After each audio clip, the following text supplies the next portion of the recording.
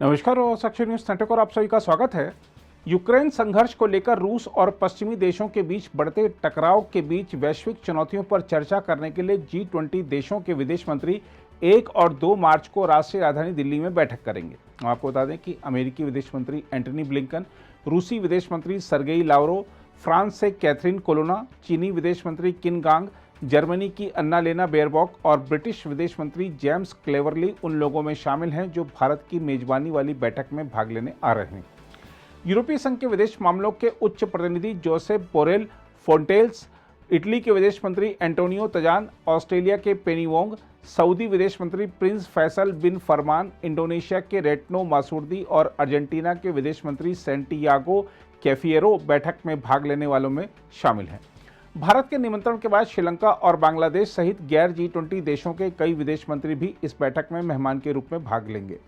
इस बीच चीन के विदेश मंत्रालय ने बयान जारी करके कहा है कि उसके विदेश मंत्री किन गांग इस सप्ताह भारत की यात्रा करेंगे और 2 मार्च को G20 समूह के विदेश मंत्रियों की बैठक में हिस्सा लेंगे। चीन ने कहा है कि वह सभी के साथ काम करने को तैयार है ताकि यह सुनिश्चित हो कि बैठक से बहुपक्षवाद, खाद्य और ऊर्जा सुरक्षा तथा विकास सहयोग पर सकारात्मक संकेत जाए। हम आपको बता दें कि वर्ष 2019 में सीमा प्रबंधन तंत्र के विषय पर विशेष प्रतिनिधियों की वार्ता में शामिल होने के लिए पूर्ववर्ती वांग यी की नई दिल्ली की यात्रा के बाद किसी चीनी विदेश मंत्री की भारत की यह पहली यात्रा होगी।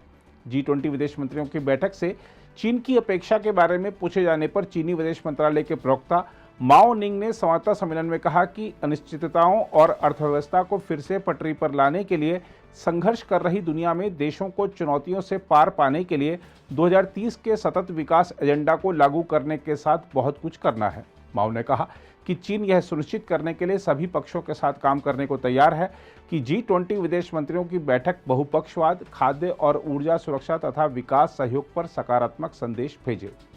हम आपको यह भी याद दिला दें कि मई 2020 में पूर्वी लद्दाख में सैन्य गतिरोध होने के बाद से दोनों देशों के बीच संबंधों में लगभग ठहराव आ गया है। गतिरोध को दूर करने के लिए दोनों देशों ने सैन्य कमांडर स्तर की 17 उच्च स्तरीय वार्ता की है। भारत कहता रहा है कि जब तक सीमावर्ती क्षेत्रों में शांति नहीं होगी तब तक चीन के साथ उसके संबंध सामान्य नहीं हो सकते। भारत और चीन के बीच सीमा मुद्दों को लेकर जारी गतिरोध के बीच चीनी विदेश मंत्री की भारत यात्रा पर सभी की नजरें बनी हुई हैं। उम्मीद की जा रही है कि यदि दोनों देशों के बीच कोई द्विपक्षीय बैठक होती है तो संभवतः गतिरोध को सुलझाने और मिलकर आगे बढ़ने का कोई रास्ता निकाला जा सकता है। दूसरी ओर बैठक के एजेंडे की जानकारी रखने वाले लोगों ने बताया है कि मेहमानों का 1 मार्च को भव्य समारोह में स्वागत किया जाएगा, जबकि विभिन्न चुनौतियों पर महत्वपूर्ण विचार विमर्श 2 मार्च को रायसीना हिल्स स्थित राष्ट्रपति भवन सांस्कृतिक केंद्र में होगा। G20 देशों के वित्त मंत्रियों और G20 सदस्य देशों के केंद्रीय बैंक के गवर्नरों की बेंगलुरु में हुई बैठक के कुछ दिन बाद ही यह बैठक हो रही है। बेंगलुरु की बैठक में यूक्रेन विवाद को लेकर पश्चिमी शक्तियों और रूस चीन गठजोड़ के बीच तीखे मतभेदों को लेकर संयुक्त बयान जारी नहीं हो सका था। विदेश मंत्रियों की बैठक में बहुपक्षवाद, खाद्य और ऊर्जा सुरक्षा और विकास सहयोग, आतंकवाद का मुकाबला, नए और उभरते खतरों, वैश्विक कौशल मानचित्रण और मानवीय सहायता और आपदा राहत पर विचार विमर्श होने की उम्मीद है। इस बैठक में शामिल होने वाले विदेश मंत्री गिरती आर्थिक वृद्धि, बढ़ती मुद्रास्फीति, वस्तुओं और सेवाओं की कम मांग के साथ साथ खाद्य, ईंधन और उर्वरकों की बढ़ती कीमतों से निपटने के तरीकों पर भी चर्चा कर सकते हैं। पश्चिम और रूस चीन गठजोड़ के बीच टकराव का मुख्य मुद्दा यूक्रेन संघर्ष होने की उम्मीद है। हालांकि भारत इस महत्वपूर्ण बैठक के बाद एक संयुक्त बयान जारी करने के लिए सभी प्रयास करने के लिए तैयार है। हम आपको याद दिला दें कि रूस ने रविवार को आरोप लगाया था कि यूक्रेन की स्थिति को लेकर सामूहिक पश्चिम द्वारा मॉस्को के प्रति टकराव के रुख के कारण बेंगलुरु में G20 देशों के वित्त मंत्रियों की बैठक बिना किसी संयुक्त बयान के समाप्त हो गई। वित्त मंत्रियों और केंद्रीय बैंक के गवर्नरों की शनिवार को हुई G20 बैठक यूक्रेन में युद्ध का कोई संदर्भ देने पर रूस और चीन के विरोध के बाद संयुक्त बयान जारी नहीं कर सकी। बैठक के अंत में भारत ने G20 का अध्यक्ष होने के नाते एक सारांश जारी किया था। रूसी विदेश मंत्रालय ने एक बयान में भारतीय अध्यक्षता की रचनात्मक भूमिका और सभी देशों के हितों और रुख पर निष्पक्ष विचार करने के उसके प्रयासों का जिक्र किया।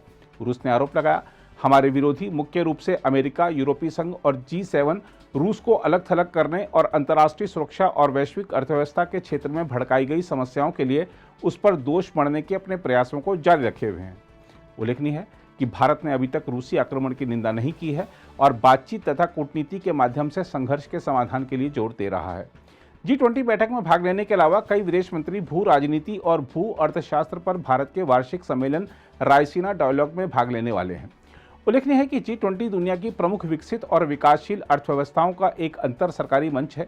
इसके सदस्य वैश्विक सकल घरेलू उत्पाद का लगभग 85%, वैश्विक व्यापार का 75% और दुनिया की आबादी का लगभग 2/3 प्रतिनिधित्व करते हैं।